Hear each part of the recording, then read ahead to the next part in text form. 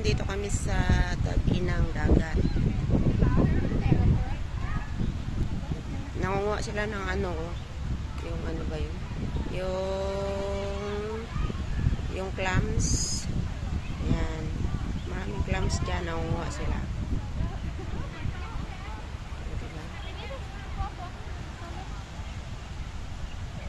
Nangunguha sila ng clams kasi ano, bumababa na yung tubig. Kaya nangunguha sila ng clams. Ayun, dami-daming tao.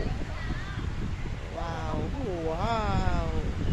Daming tao paghapon na kasi uwi na rin kami.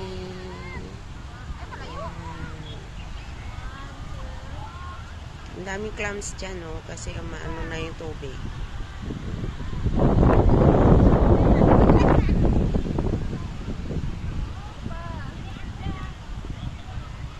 Ang ganda ng dagat. Ang dami-daming tao doon.